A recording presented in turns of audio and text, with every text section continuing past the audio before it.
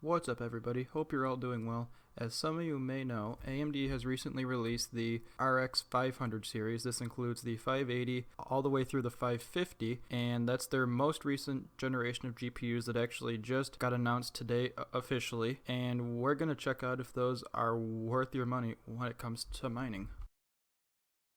Now, if you were paying attention to that previous slide that I showed, you would have seen that it claims the performance is way higher. We have numbers like 1.5 times the performance, 2.7, 5x the performance even.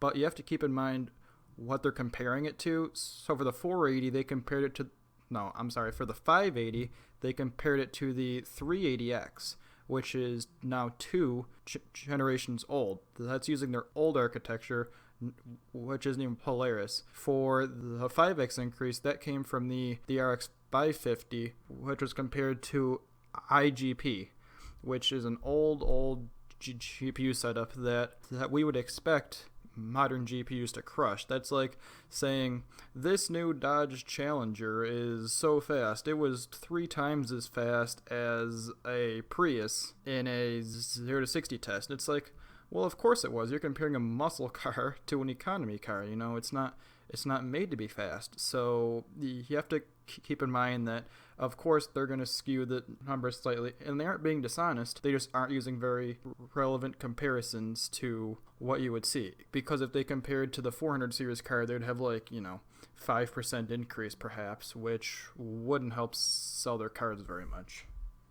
So the first thing that we're going to compare between the two is price, and these are the most recent prices that I have found for all 4 cards.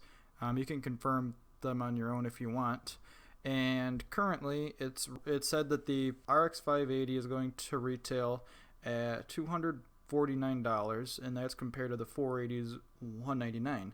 So going for the newest card, you're paying a $50 premium. Whereas if you look at the 70 series, I guess you could say, cards, there's only a $10 premium there.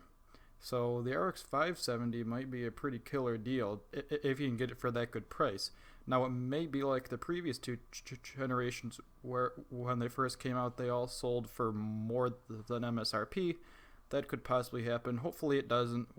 We'll just have to wait and see what happens when the cards are available for purchase.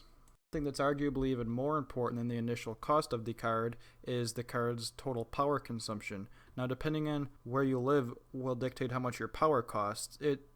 The national average for the US is about 10 to 11 cents, but in some European countries you can pay as much as 30 cents per kilowatt hour, which means each one of these cards could cost you about $1 per card per day to run, and the more power you use, the higher that cost will be. So here we're comparing 3 cards. Well, it's actually 4, but we can ignore the 1060 for this comparison. So the regular 480, that's the reference card, the entire system with the single card draws around 271 watts. The 580 draws around 292, and if you go for a hugely factory overclocked one like the Sapphire card, that can draw almost 330 watts. So that's about 50 watts more. No, that's almost 60 watts more than the reference 480, and your performance really won't be that much more. We'll get to that later in the video. So you have to consider that not only will these cards cost you more to buy, but they're also going to cost you more to run in the future. Okay, so now we're to the meat and potatoes of the video, probably the most important information, which is how fast the darn things mine. So the first thing that I'm showing here is a gigabyte RX4, no, gotta keep saying 4, RX 570 G1 Gaming 4 gigabyte mining Ethereum. And you can see at stock speeds, we're getting about 22 mega hashes, and if you BIOS mod the cards and overclock them, you'll be getting around 27. So the funny thing is that's almost identical. That basically is identical to what the 470s are getting, which makes sense because Ethereum is an extremely memory intensive coin.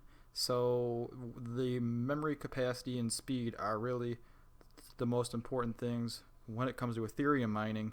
And since the configurations on these cards, the 570 and the 470, are exactly the same, it makes sense that the speeds between the cards are basically identical as well, and that's what we see here.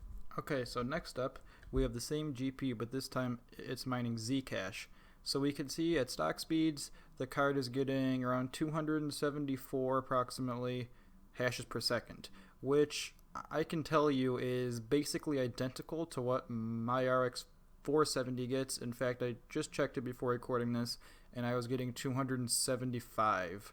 So I'm getting one better, but that's within margin of error. It depends on the drivers that he's using, and perhaps my card is at a slightly higher clock speed than his, but that's the stock settings.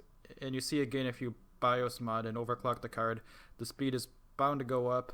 He's getting around 290-ish to 293 hashes, which is also about what we would expect from a 470, which is a bit disappointing because Zcash is a core-heavy coin, so memory is less important, and you would hope that the higher clock speeds that the 500 series cards has would help it to mine faster, but it appears to not make that much of a difference, as the hash rates are basically identical between the two generations of cards.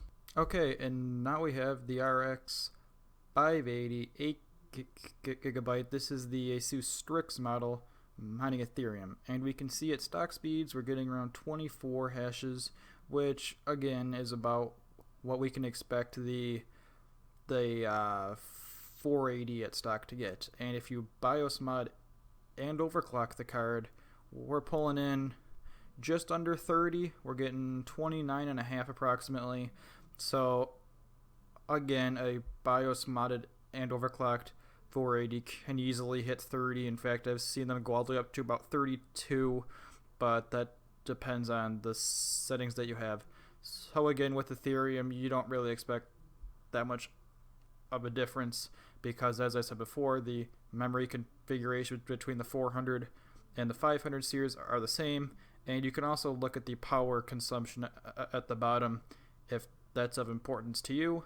Okay, and lastly, we have that same 588GB mining Zcash, and as you can see, at stock speeds, getting just over 300 hashes.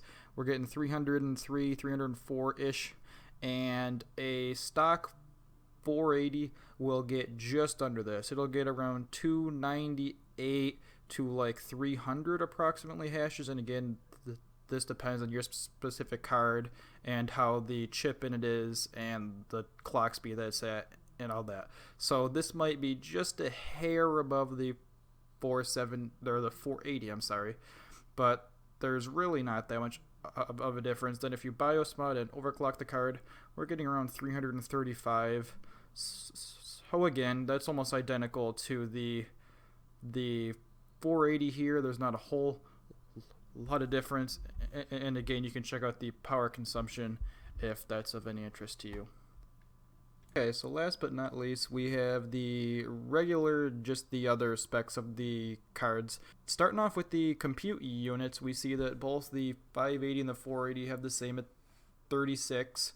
Going down to the max boost clock, this is the main and really one of the only differences between the cards. We see that the 580 has about an 80 megahertz advantage, actually 74 megahertz advantage above the 480, so that's 74 megahertz could make a difference, but in most cases it shouldn't make too much of a difference. And we see that the memory configuration is exactly the same. As I said before, it's identical between the two, both capacities and speeds and the bus width and all that jazz.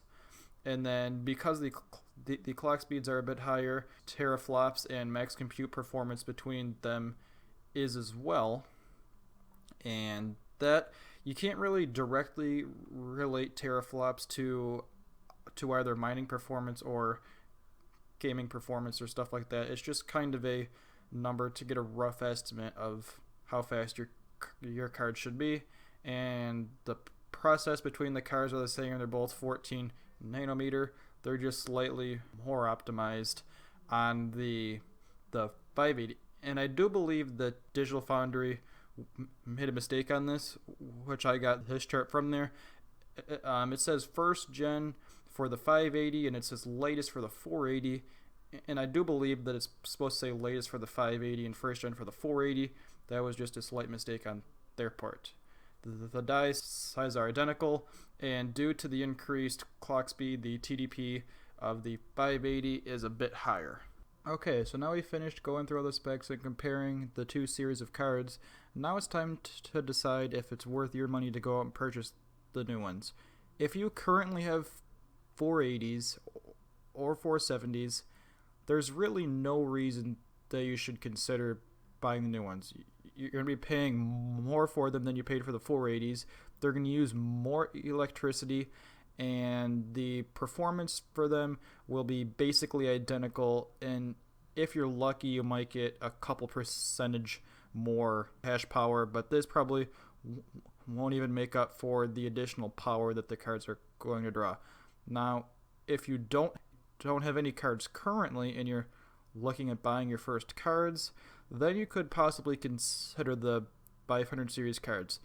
They are the newest generation, so they'll probably get the best driver support that AMD has to offer, and as I said, there is a chance that you can get possibly better performance from the cards at the expense of slightly higher power usage from the cards. Also, they're more optimized, so it's just a newer core overall, and they've worked out some of the bugs that the old cards had. And an actual huge advantage that I can't forget to mention is the fact that the cores are unlocked, which, if you guys aren't sure what that means, is the 570, the 560, and the 550, they actually feature the same number of cores as the 580 has. They just have some cores disabled, and you can possibly re-enable these cores to get more performance out of your card. Now, this is not guaranteed to work and will probably void your warranty, so I'm not condoning it for you people who haven't done it before. I'm just saying that there's the possibility to get more performance that way, and it has to be mentioned to be completely transparent with you. So that concludes this video. I hope you guys enjoyed. If you did, please leave a thumbs up. This video took me a couple hours to make. It might seem simple, but for you guys who have produced videos before, you know that it always takes longer than you expect it to. And yeah, I hope to get a video up tomorrow. I will talk to you guys soon. See ya.